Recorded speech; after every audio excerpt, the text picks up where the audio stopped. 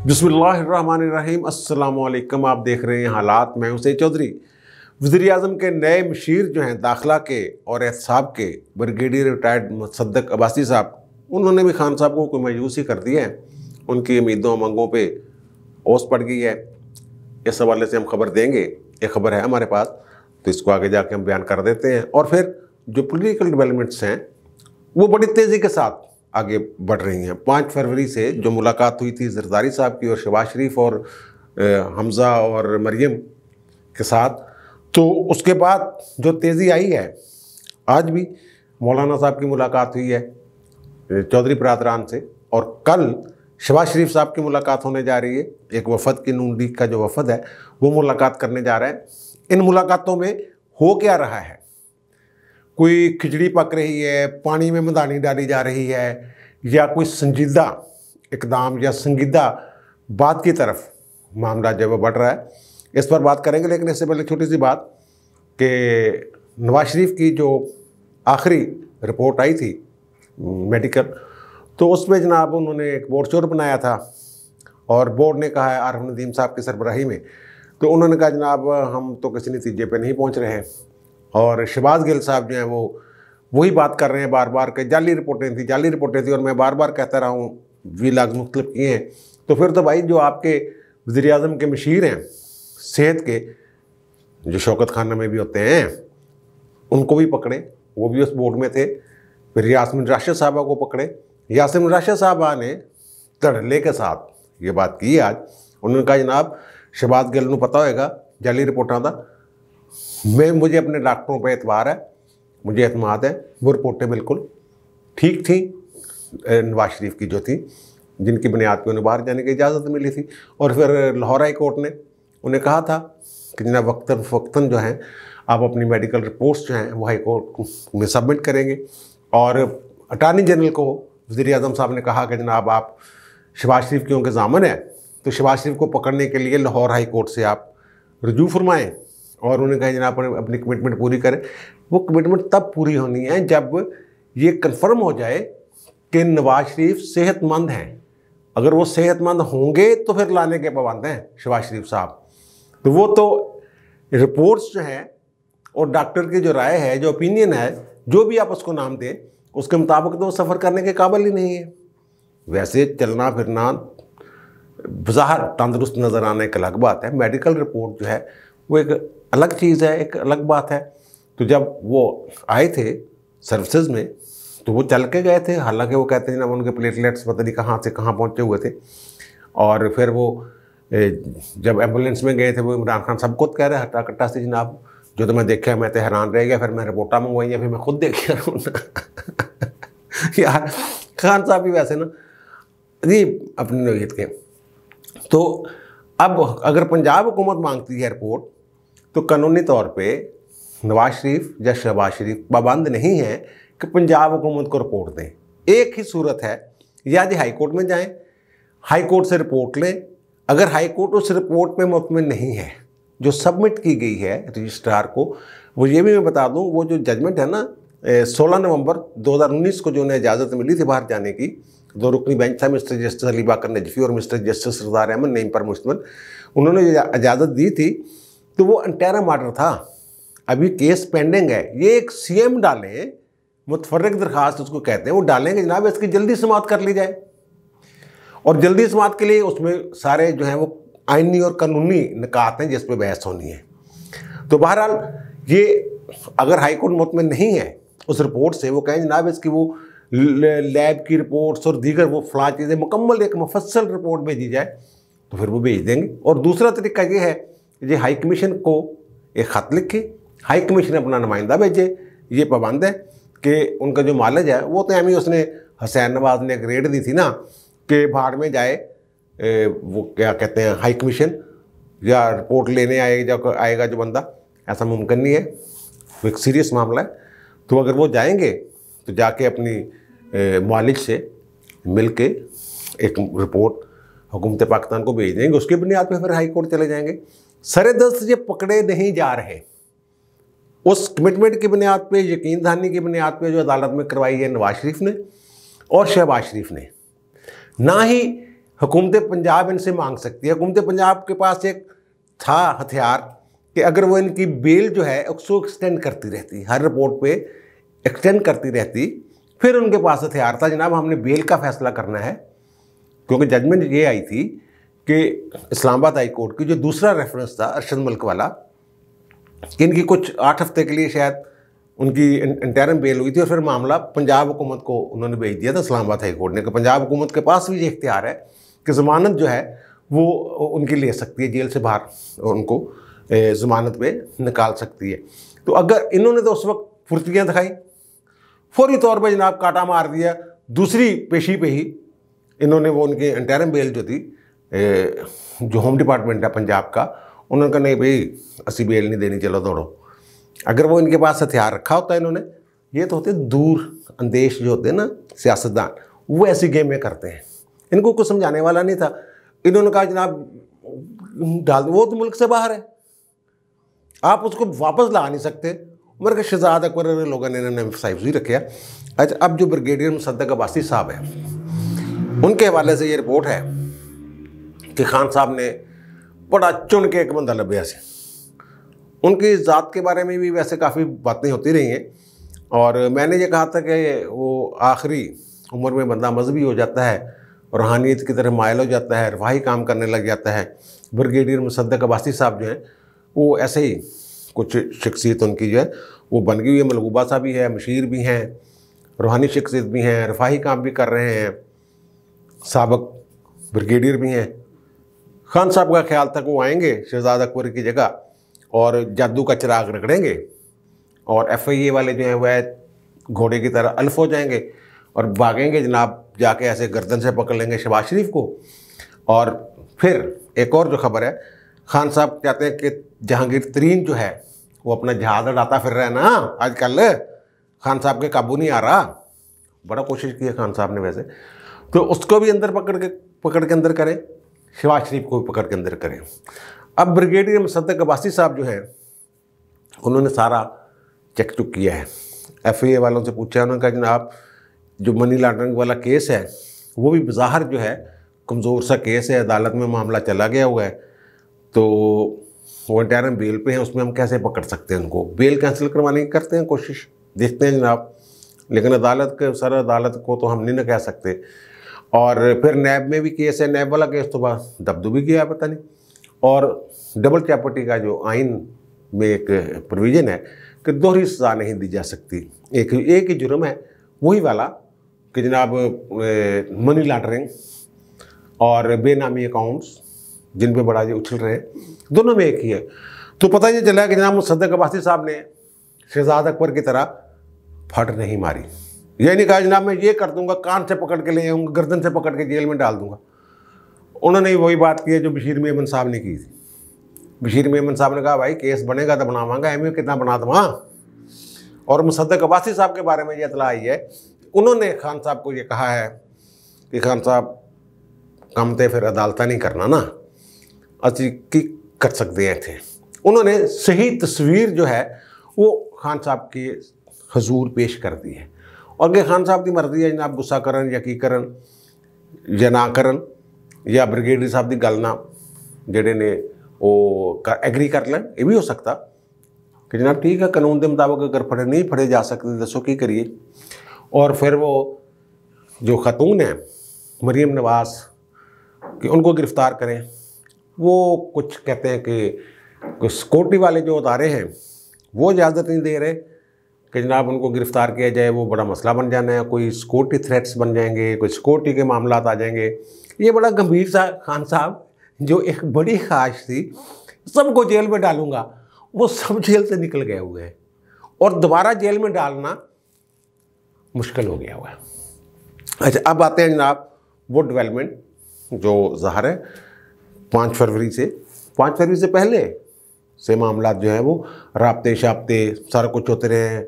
मैंने अर्ज़ किया था कि जनाब जब ज़रदारी की और शरीफ फैमिली की मुलाकात हुई, शहबाज शरीफ, हमजा, मरीम वगैरह की, तो तब मैंने कहा था कि देखेंगे आप मौलाना, चंद दिनों में खबर आएगी कि मौलाना और ज़रदारी का भी आपस में रब्ता हो गया। ये 5 फरवरी को हुआ था। 7 फरवरी को ज़रदारी साहब जो है वो चौधरी बिरादरान के साथ मिले, चौधरी शुजात के साथ, और 8 फरवरी को MKM का वफद, 2 मुलाकातें, शहबाज शरीफ से अलग मुलाकातें, चौधरी बरादरान से अलग मुलाकातें। चौधरी तो वैसे महवर नहीं बन गया है सारे आले अदालत वाले चौधरी साहब के पिछे भजी जाते ने, सीटां 5 ही ने इन्होंने कोल कौमी असैम्बली, लेकिन वैसे बड़ा असर हो जोड़ तोड़ ये वो, अंदर खाते, गेट नंबर 4, गेट नंबर 5, 6, 7, 8 सबके साथ ओके, ठीक है ना। और फिर 11 फरवरी को PDM का इजलास हुआ और आज 12 फरवरी को मौलाना साहब की मुलाकात हुई है चौधरी शजात हुसैन, परवेज़ इलाही और चौधरी बरादरान काफ लीग वालों से। उसमें चौधरी शजात हुसैन थे, परवेज़ इलाही थे, मोहनस इलाही थे, हुसैन इलाही थे, सालक हुसैन थे, शाफे हुसैन थे और फिर जो वफाकी वज़ीर हैं तारक बशीर चीमा साहब, वो भी उस मुलाकात में मौजूद थे। अब इतला ये है कि इसके थे 2 सेशन। पहले सेशन में ये तमाम लोग मौजूद थे, लेकिन दूसरा सेशन जो हुआ है वो हुआ है मौलाना साहब, परवेज़ इलाही साहब और शजात हुसैन साहब, 3 बंदों के दरमियान। ये मैं बार बार कह रहा हूँ कि जनाब ये जो मामलात हैं ये किसी को उसकी खबर हवा भी नहीं लगने दे रहे। अंदर खाते जो बातें हो रही हैं खुफिया, वो उसकी हवा भी नहीं लगने देते। हाँ, जब ये ब्रीफ तैयार करते हैं ना, उस वक्त थोड़ी बहुत खबर जो है वो बाहर निकल आती है कि जनाब ये मौज़ूआत हैं और इतने निकात हैं, इसमें ये हमारे मुतालबात हैं, ये हमारे तहफ़्फ़ुज़ात हैं। उससे बात थोड़ी सी निकलती है। अब हम इसको इस तरह देखेंगे कि ज़रदारी साहब, आसिफ अली ज़रदारी साहब जो साबिक़ सदर है, वो मिलकर गए हैं परवेज़ इलाही और चौधरी शजात हुसैन से। वो बहुत सारे मामलात काफ़ी हद तक ज़मीन पदरी कर गए हैं, हमवार कर गए। और जहाँ वो बात छोड़ के गए थे, ज़रदारी साहब को ज़ाहिर ब्रीफ किया, मौलाना साहब को ब्रीफ किया ज़रदारी साहब ने। और जहाँ ज़रदारी साहब मामलों को छोड़ के गए थे, वहाँ से मौलाना ने बात शुरू की और उन्होंने ये कहा कि ज़रदारी साहब ने हमारे साथ, हमने जो ज़रदारी साहब के साथ कमिटमेंट की है, चौधरी ने कहा है, हम उस पर कायम हैं।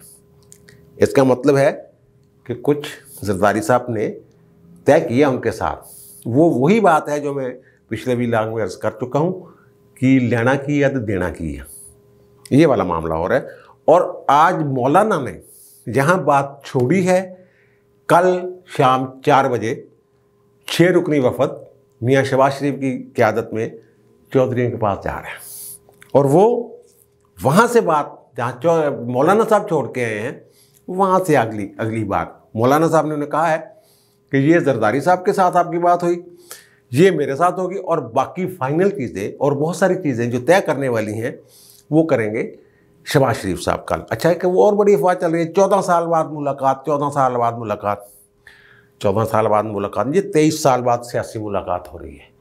वैसे तो मुलाकातें होती रहती हैं इनकी, ये जो बाकायदा सियासी मुलाकात है, जब 1999 में ये कू हुआ है उसके बाद भी मुलाकातें रही हैं और 2000 में ये बाहर गए हैं शरीफ फैमिली जिला वतन होके, तो उसके बाद इनकी नाराज़गियाँ शुरू होंगी। 22-23 साल आप कह लें, 22-23 साल बाद ये सियासी मुलाकात हो रही है। 14 साल वाली बात गलत है। ये इनकी मुलाकातें आम मुलाकातें जो वो तो होती रहती हैं। मसलन जब अब्बास शरीफ साहब अल्लाह को प्यारे हुए तब चौधरी बरादरन गए हैं घर उनके, और फिर बल्कि जब चादर चढ़ाई गई है तो शजात साहब ने बाकायदा वो चादर का एक हिस्सा कोना पकड़ा हुआ था उन्होंने। और जब बेगम कुलसूम नवाज का जनाजा था और उनकी याद और उनके लिए ये ताज़ियत के लिए तब भी उनके घर गए थे। और जब चौधरी शजात हुसैन की वालदा मोहतरमा का इंतकाल हुआ है तो ये CM के तौर पे, CM था शहबाज शरीफ, उनके घर गया है। ये ऐसे दुख सुख में एक दूसरे के, ख़ास तौर पे जो दुख की तकरीबात हैं उनमें ये मिस नहीं करते एक दूसरे को। लेकिन सियासी मुलाकात जो है ये 14 साल नहीं, बल्कि मैं कह रहा हूँ कि 22-23 साल बाद जो है ये मुलाकात होने जा रही है। और ज़ाहिर है वो सियासत में कोई चीज़ हरफ़ आखिर नहीं होता, मैं बार बार कहता हूँ, कुछ हालात के मुताबिक तब्दीली करनी पड़ती है। ये कोई अच्छा, अब वो जो कमिटमेंट वाली बात है कि चौधरी बरादरान अगर कहते हैं, जैसे कि असद कैसर साहब ने फरमाया कि जनाब हमारी कमिटमेंट है 2023 तक चलेंगे, तो जरदारी साहब के साथ भी कमिटमेंट आपने कर ली। 2023 वाली असद कैसर के बकौल परवेज़ इलाही कहते हैं 2023 तक हम साथ देंगे। लेकिन मौलाना साहब के साथ एक कमिटमेंट थी, याद करें 2019 जब मौलाना लेके गए हैं अपना लाओ लश्कर इस्लामाबाद धरना देने के लिए, तो वो धरना कैसे उठा था, कौन किसका पैगाम लेके आया था, याद करें। चौधरी शुजात और परवेज़ इलाही साहब गए थे और मौलाना ने बाद में कहना शुरू किया कि हमारे साथ की गई कमिटमेंट पूरी नहीं की जा रही, मैं खोल दूंगा बात। मौलाना ये कहते थे ना जब धरना, तो वो जो कमिटमेंट थी शुजात हुसैन साहब की और परवेज़ इलाही साहब की, किसी के कहने पे हो या जैसे भी हो, एक कमिटमेंट थी। मौलाना साहब उसका भी हवाला दे रहे हैं कि भाई जी तुसी तो साढ़े कमिटमेंट की है कि तुम जान छड़ावांगे उदों 2019। तो अब तो भाई जी मामला ही कुछ और हो गया हुआ है। वो जिनके कंधों पे सवार होके आया था, वो कंधे जो हैं वो हिला रहे हैं, उसको झटक रहे हैं, जैसे बंदा हिलाता नहीं यार कि तो डिग जावे चीज़ ऊपरों, वो वाली बात। और फिर जो मैं अर्ज़ कर रहा हूँ सिक्योरिटी रिस्क वाली बात, कि इमरान खान सिक्योरिटी रिस्क है। सिक्योरिटी रिस्क किस तरह कि रावलपिंडी में ये लड़ाई करवाने की कोशिश कर रहे हैं, अफवाहें, कुछ खबरें हैं। और ये कि अब मैं इसको ज़्यादा, पहले भी मैंने एक व्लॉग में थोड़ा सा जिक्र किया था, फिर यार रौला बन जाता था ना तो अगला व्लॉग भी तो करना होता ना।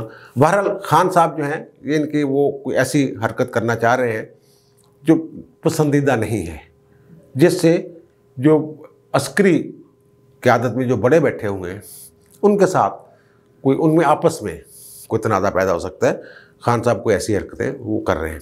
और अब इंटरिम सेटअप और दूसरा जो मामला जो भी चल रहा है, ये एक बड़ी, मैं बार बार ये कह रहा हूँ कि पीपल्स पार्टी और नून लीग दोनों के जो सदूर हैं, सदर की सतह के लीडर हैं, यानी बिलावल हो गया, जरदारी साहब हो गए, शहबाज शरीफ हो गया, ये जो स्टाफ गैप अरेंजमेंट है ना, इंटरिम सिस्टम जो आ रहा है थोड़ी देर के लिए, यानी अगर इमरान खान को हटाया, नया वज़ीर-ए-आज़म मुंतखब हो गया, 16 माह रहता है वो, 2 माह रहता है इसमें ना नून लीग तैयार है, मेरी अपनी इतला है, बाकी दोस्तों की अपनी इतला हो सकती है, ना जरदारी साहब तैयार है। वो कहते हैं कि जनाब इसको मैदान में उतार के बिलावल को क्या मैं अपना खिलाड़ी ज़ाया कर लूँ। और यही बात, ये जो गंद पड़ गया हुआ है, जो तबाही हो गई हुई है, ये शहबाज शरीफ साहब से भी वो समेटी नहीं जानी।